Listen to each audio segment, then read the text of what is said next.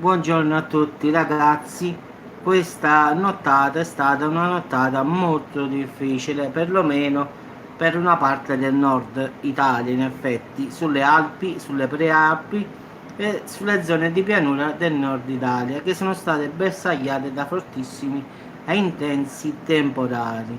Infatti a Bergamo sono stati registrati picchi con forti allagamenti.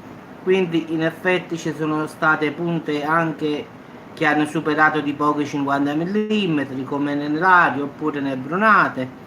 Invece nel Bellunese intense precipitazioni hanno accompagnato anche grandine e hanno provocato una colata di detriti, diciamo detriti ad acqua buona che ha invaso, diciamo, la strada, ragazzi.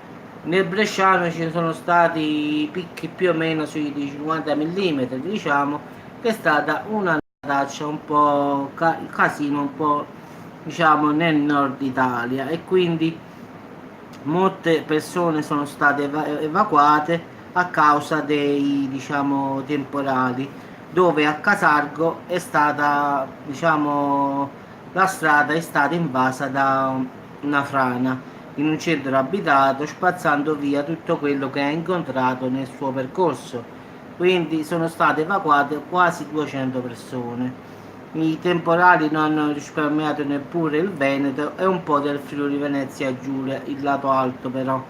Quindi diciamo che c'è stata molta attività elettrica particolarmente intensa e ha fatto alcuni danni. Quindi stanotte è successo un po' di tutto, ragazzi. Quindi diciamo che ancora stanno, diciamo, ancora c'è questa allerta, diciamo così, che ci sono forti temporali Alpi Lombarde che stanno sconfinando sulle aree pedemontane di Valle d'Aosta e Piemonte, e in particolar modo il Verbano, Cuso, Ossola. Diciamo queste sono, diciamo, le zone, e nelle prossime ore, ragazzi, sono ancora attesi forti temporali al nord con grandine e improvvisi violenti colpi di vento, diciamo, nelle ore più calde. Diciamo che purtroppo ci potranno essere locali nubifragi fra Verbano e Varesotto, quindi massima attenzione come sempre, ragazzi,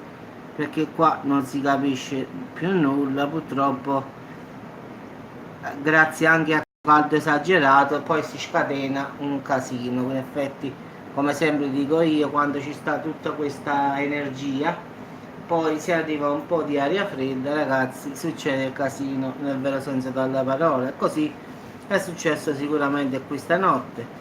Si è accumulato, diciamo, troppa energia, un po' d'aria fredda, perché poi là stiamo nelle Alpi, non è che stiamo parlando di un posto caldo, quindi aria fredda, aria calda, è successo quel che è successo. Quindi ragazzi, massima attenzione per chi abita perlomeno in queste zone dell'Italia, quindi proprio il nord-nord, quindi qua parliamo di Bergamo, quindi la zona alta proprio, ragazzi, quindi non è del centro e del sud, sfortunatamente. Da noi non piove, che mi sono dimenticato come è fatta la pioggia qua perlomeno a Salerno. Quindi ragazzi, massima attenzione per chi vive a nord-nord. Quindi ragazzi, vi auguro una buona giornata, fate sempre attenzione. Quando vedete qualche cosa che non va, state in macchina, lasciate l'auto e andate via come sempre.